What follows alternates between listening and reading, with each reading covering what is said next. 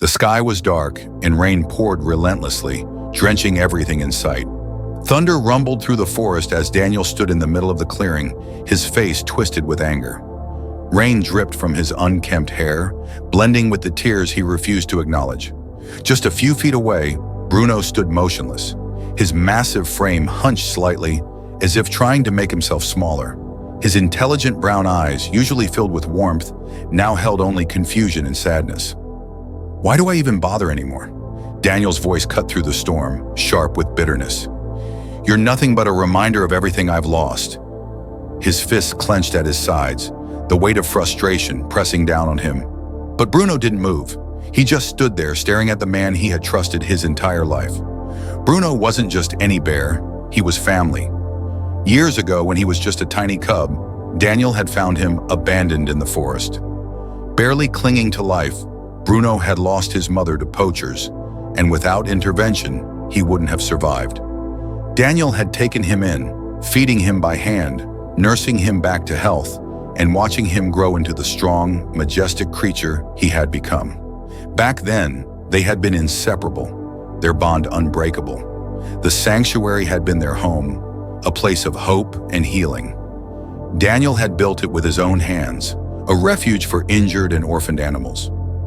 Visitors had come from all over, marveling at the deep connection between the man and his bear. Bruno had been the heart of it all, a symbol of resilience and trust. But life had a cruel way of breaking even the strongest spirits. The once thriving sanctuary had slowly fallen into decline. Financial troubles mounted, donations dried up, and Daniel found himself unable to keep up with the demands. One by one, the animals were relocated or lost, leaving behind only empty enclosures and memories of better days. Bruno stayed, though. He always stayed. Even as Daniel's frustration grew, as his world collapsed around him, Bruno remained by his side.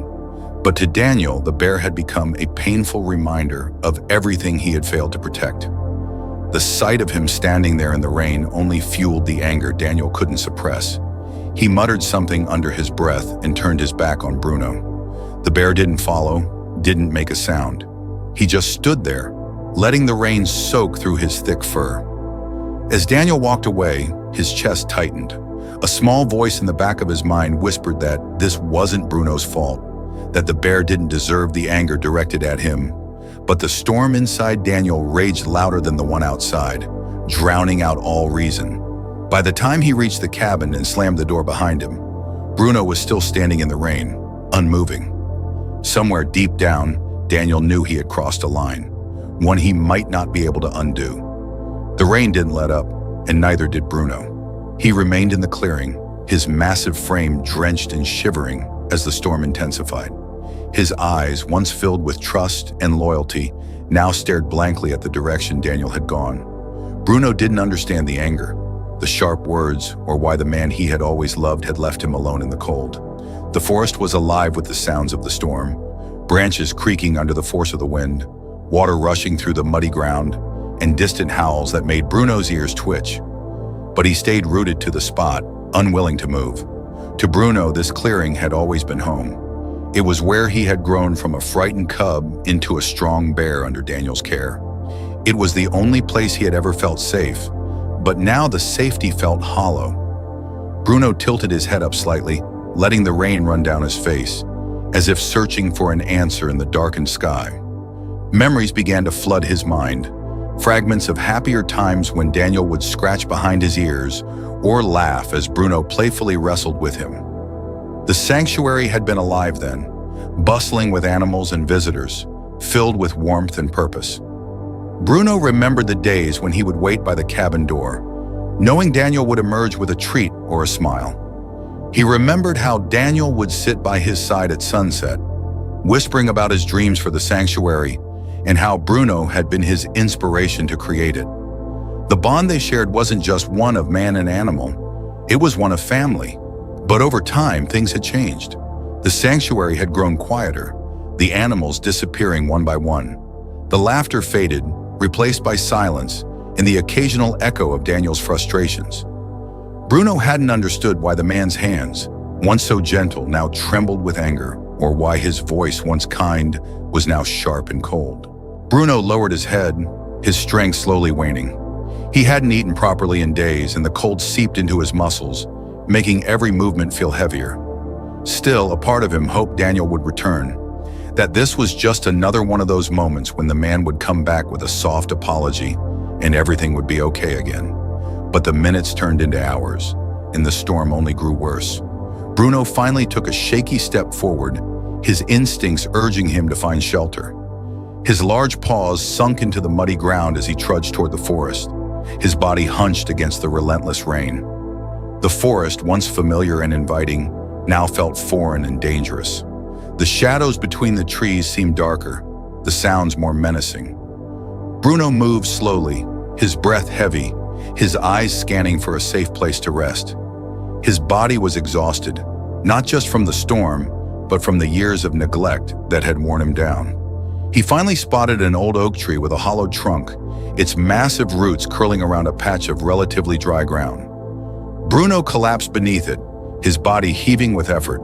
The canopy above provided some protection from the rain, but the wind still sliced through the branches, chilling him to the bone. As Bruno lay there, his mind drifted back to Daniel. Despite everything, he couldn't bring himself to feel anger.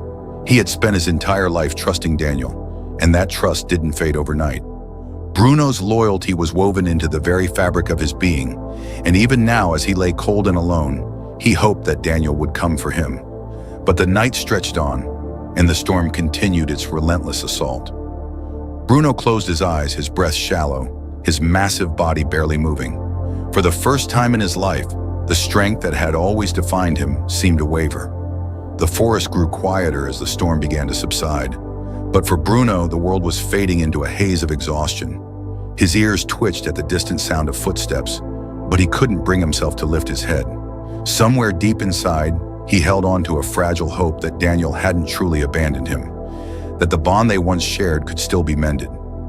Bruno's breath slowed as the darkness deepened around him, and the hope he clung to began to feel like a distant memory. The rain had finally eased, but the storm inside Daniel's mind only grew stronger. He sat by the small fireplace in his cabin, staring at the flickering flames, his thoughts a tangled mess of anger and guilt. The silence in the room was deafening, broken only by the occasional crackle of burning wood. He had meant every word he shouted at Bruno, or at least that's what he had told himself in the heat of the moment. But now, as the weight of his actions settled on his chest, he felt suffocated by the realization of what he had done. Bruno had been with him for so long, through every failure, every setback, every moment of despair. The bear had never left his side, had never once turned his back on him. And yet tonight, Daniel had done just that. He had turned away from the only soul that had stood by him when the rest of the world had forgotten him. He squeezed his eyes shut, gripping the edge of the wooden table beside him. Memories began surfacing, unbidden and painful. He remembered the day he had found Bruno, a tiny shivering cub, barely breathing, lying beside his mother's lifeless body. Daniel had carried him home, cradling him in his arms like a child. He had spent nights awake, feeding him with a bottle, speaking to him softly so he wouldn't feel alone. And Bruno had grown, strong and full of life, his loyalty unshakable. How had it come to this? How had he allowed himself to become so consumed by his own failures that he had pushed away the only one who had never given up on him? His fingers trembled as he rubbed his face, exhaustion creeping into his bones. He told himself that Bruno would be fine, that the bear had spent enough time in the wild to take care of himself for a night.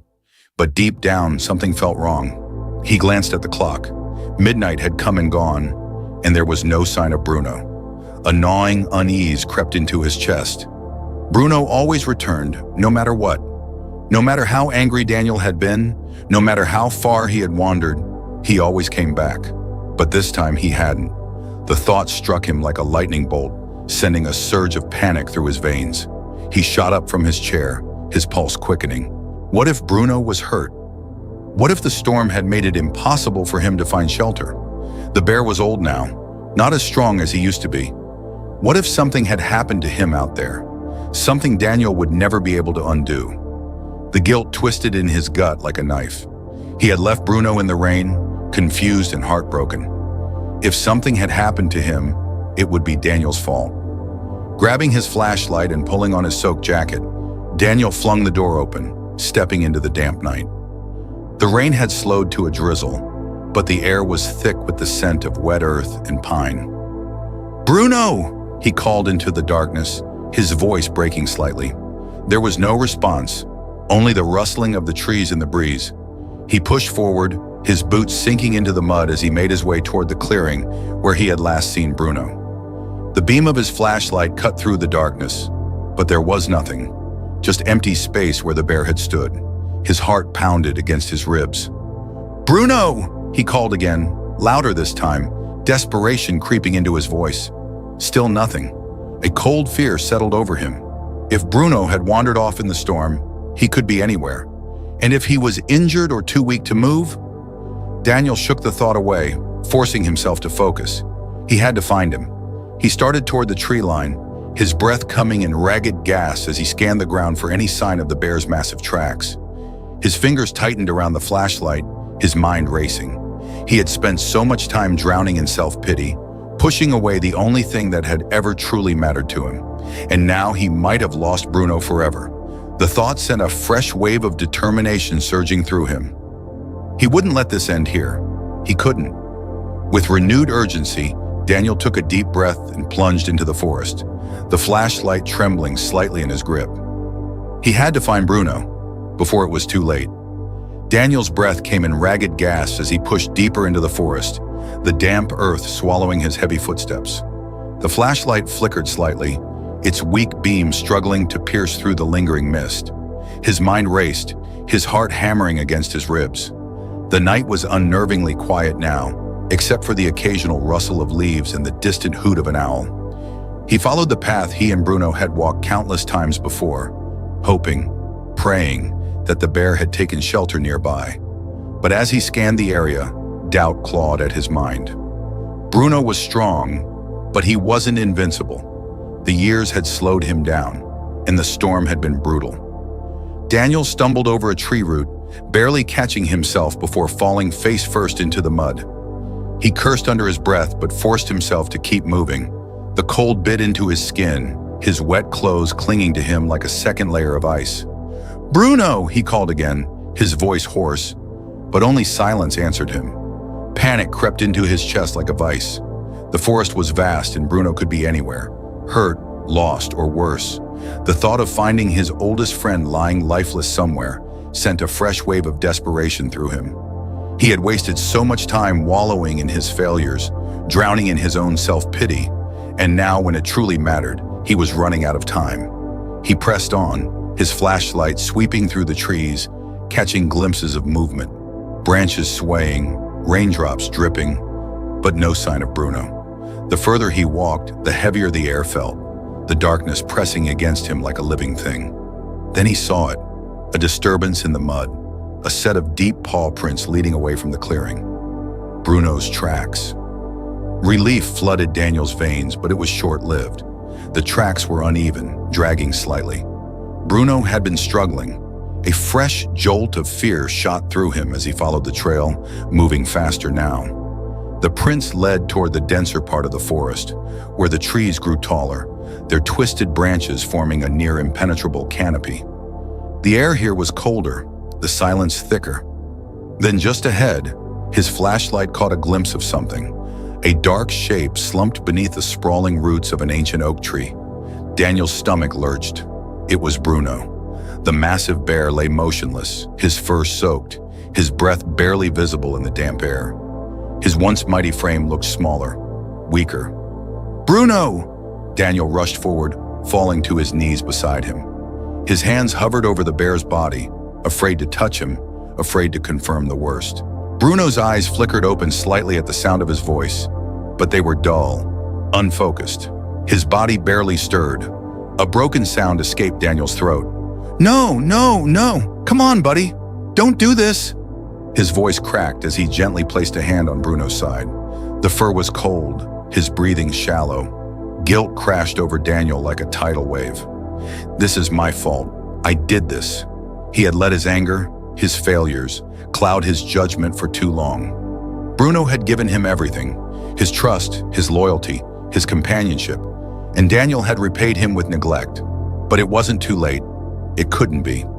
Gritting his teeth, Daniel wiped the rain from his face. He wasn't going to let this be the end. With shaking hands, he gripped Bruno's massive paw. "I'm not leaving you here," he whispered fiercely. "You held on for me all these years. Now it's my turn." He took a deep breath, gathering every ounce of strength he had left, and prepared to do whatever it took to save Bruno. Daniel's mind raced as he knelt beside Bruno, his heart pounding so hard it felt like it would break through his chest. The bear's breathing was shallow, his massive frame rising and falling ever so slightly. Bruno was still alive, but barely. The cold had drained what little strength he had left. Daniel clenched his fists. He couldn't carry him. Bruno was too large, and Daniel was already exhausted. He needed help, and he needed it fast. "Hold on, buddy," he whispered, his voice raw with emotion. "I'm going to get help." Reluctantly, he let go of Bruno's paw and took off running. His boots splashed through the mud, his breath coming in ragged gasps as he forced his legs to move faster. The town was miles away, but he had no choice. Every second counted. The rain had finally stopped, but the wind howled through the trees, and Daniel shivered as the cold bit into his soaked clothes.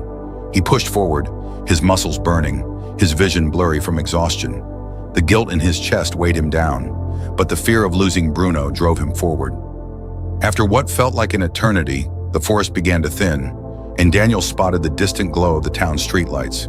He stumbled onto the main road, panting heavily, his legs nearly giving out beneath him. He ignored the startled looks from the few townspeople who were out at this late hour. "I need help!" he shouted, his voice cracking. "It's Bruno! He's hurt!" People turned, their expressions shifting from confusion to concern. Daniel had never been one to ask for help, and his appearance, mud-covered, drenched, desperate, only made his urgency more alarming.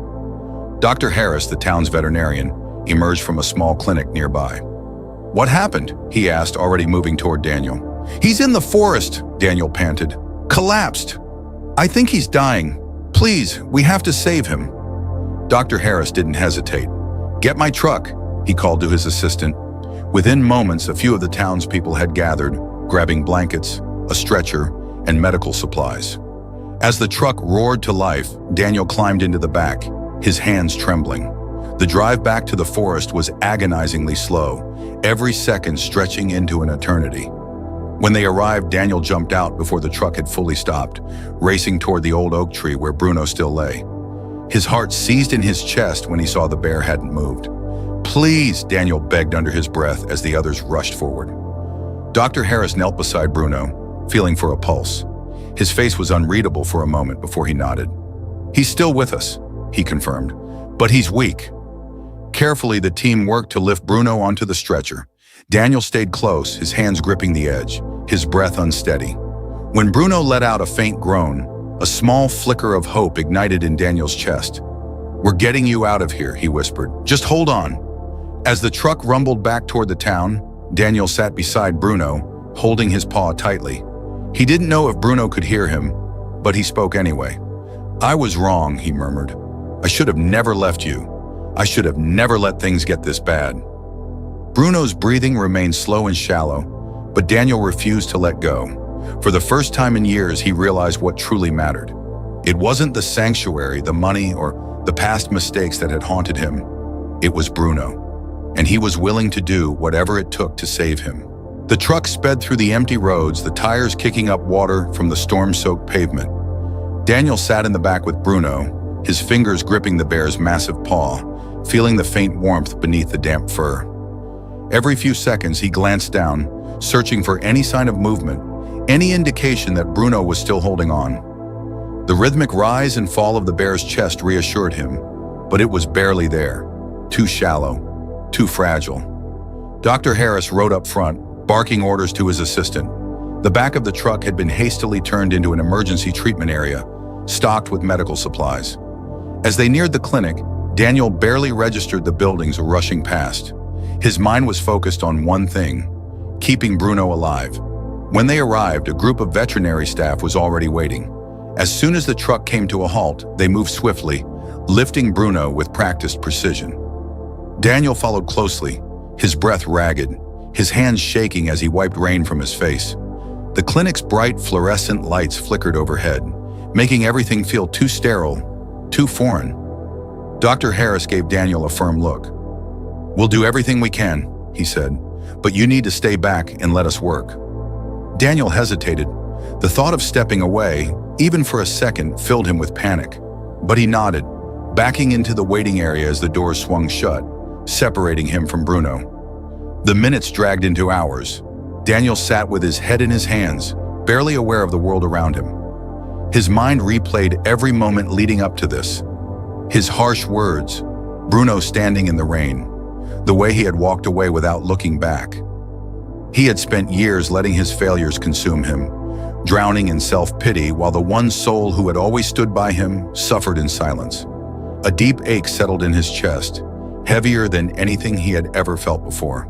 He whispered silent prayers, promises to no one in particular. If Bruno survived, he would make things right. He would rebuild, not just the sanctuary, but himself. The door finally creaked open, and Daniel shot to his feet as Dr. Harris stepped out. The vet looked exhausted, but there was a hint of relief in his eyes. "He's stable," he said, exhaling slowly. "But he's not out of the woods yet. The next 24 hours are critical." Daniel swallowed hard, his throat dry. "Can I see him?" Dr. Harris nodded. "Just for a little while. He needs rest." Daniel stepped into the dimly lit recovery room. Bruno lay on a thick blanket, an IV line running from his foreleg. His breathing was still shallow, but it was steadier than before. His eyes were closed, his massive body rising and falling in a slow rhythm. Kneeling beside him, Daniel reached out and gently placed a hand on Bruno's fur. "Hey, buddy," he whispered. "I'm here." For a long time, he just sat there, his fingers running through the bear's thick coat. The memories came rushing back, every moment of love, trust, and companionship they had shared. The weight of everything hit him all at once, and for the first time in years, Daniel let himself break. Silent tears slid down his face as he clutched Bruno's paw, his voice hoarse. "I'm so sorry," he murmured. "I should have never let things get this bad. You deserve better." Bruno didn't move, but Daniel swore he felt the faintest twitch of his paw beneath his fingers. He didn't leave Bruno's side that night. As the hours passed, he watched over him, whispering old stories, apologies, and promises. He didn't know if the bear could hear him, but it didn't matter. For the first time in years, Daniel wasn't running from his mistakes. As the sun began to rise, casting soft golden light through the clinic windows, Daniel made a vow. If Bruno pulled through, things would be different. He would rebuild their home, not just for Bruno, but for every forgotten animal that still needed him. The sanctuary wasn't dead. It had just been waiting for him to wake up. The next morning brought a fragile sense of hope. The storm had passed, leaving the world outside quiet and calm. Inside the clinic, Daniel remained by Bruno's side, watching every breath the bear took. The soft rhythm of Bruno's chest rising and falling was the only thing grounding Daniel in that moment. Dr. Harris entered the room, clipboard in hand. His expression was neutral, yet his tone carried the cautious optimism Daniel so desperately needed. "He's responding better than we expected," the vet said. "His vitals are stable for now, but his recovery is going to be a long road. He'll need constant care, rest, proper nutrition, and attention to rebuild his strength." Daniel nodded, his jaw set with determination. "I'll do whatever it takes," he said, his voice firm. "Just tell me what to do." Over the following days, Daniel devoted himself entirely to Bruno's care. Every morning he arrived at the clinic before sunrise, staying until late into the night. He hand-fed Bruno when he refused to eat, gently cleaned his fur, and spoke to him softly, recounting stories of their past adventures. At first, Bruno barely moved. His eyes would flutter open occasionally, but his body remained weak, his strength sapped by the years of neglect and the harsh night he had endured. Daniel's heart ached with every sluggish response, but he refused to give up. He could see the faint flicker of life still burning in Bruno's eyes, and he clung to that spark like a lifeline. The staff at the clinic noticed the change in Daniel. The man who had once been consumed by bitterness now worked tirelessly, his focus entirely on the bear, who had stood by him through everything. The townspeople, too, began to take notice. News of Bruno's story spread, and people who had once written Daniel off as a recluse started to offer their support.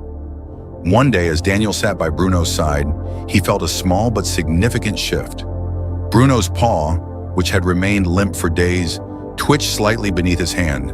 Daniel's breath caught, and his heart surged with hope. "You're fighting, aren't you?" he whispered, tears welling up in his eyes. "You're not giving up." From that moment on, Bruno's recovery picked up pace. He began to eat more, his movements grew steadier, and the light returned to his eyes. Watching him slowly regain his strength, Daniel felt a renewed sense of purpose. For the first time in years, he wasn't focused on his failures or his losses.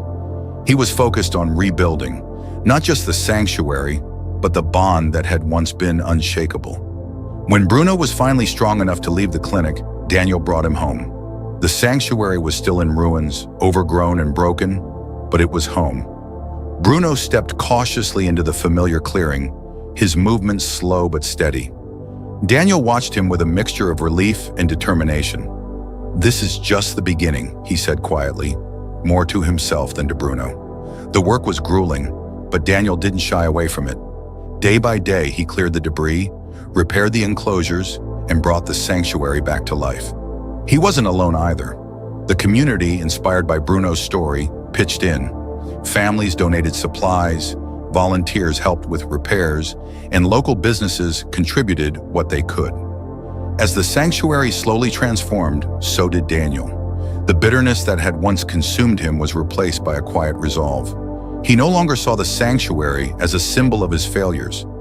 Instead, it became a testament to resilience, a place of hope and second chances. Bruno became the heart of the sanctuary once more. Visitors marveled at his size and gentleness, and children listened wide-eyed as Daniel told stories about the bear who had taught him the meaning of loyalty and perseverance. One sunny afternoon, Daniel sat in the grass, watching as Bruno explored his restored enclosure. The bear moved with the strength and confidence he had once lost, his fur glistening in the sunlight. A group of children stood by the fence, their laughter echoing through the air. One little girl tugged at Daniel's sleeve, her eyes wide with curiosity. "How did you save him?" she asked. Daniel looked at her, his expression soft.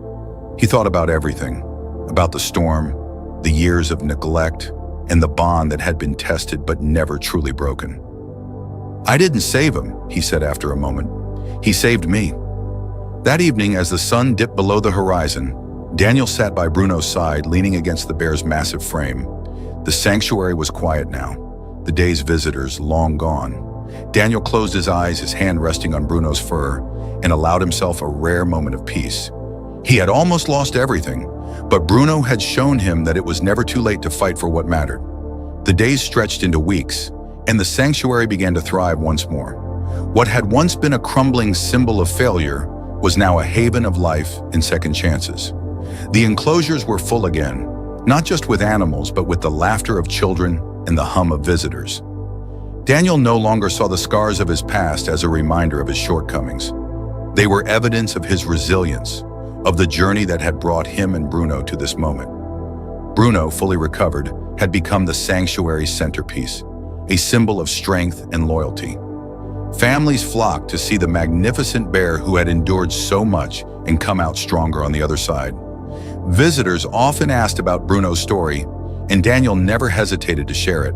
He spoke of the storm, of the guilt that had weighed him down, and of the lessons Bruno had taught him, not with words but through actions, perseverance, and an unshakable bond. One sunny afternoon, Daniel stood by the entrance of the sanctuary, watching as families wandered through the grounds. A little boy ran toward the enclosure where Bruno lounged in the shade of a large tree, his fur glistening in the golden light. The boy's laughter rang out, and Daniel couldn't help but smile. A reporter approached Daniel, holding a notebook and pen. "Your sanctuary has become something of a legend around here," she said with a warm smile. "People say it's not just about the animals. It's about hope. What's your secret?" Daniel hesitated for a moment, his gaze drifting toward Bruno. The bear lifted his head, his dark eyes meeting Daniel's with a quiet understanding. "It's not about what you've lost," Daniel said, his voice steady. "It's about what you're willing to fight for. Bruno taught me that." The reporter scribbled down his words, but Daniel's attention was already back on the sanctuary. The life that surrounded him now wasn't just a product of hard work. It was a reflection of the bond he had fought to save.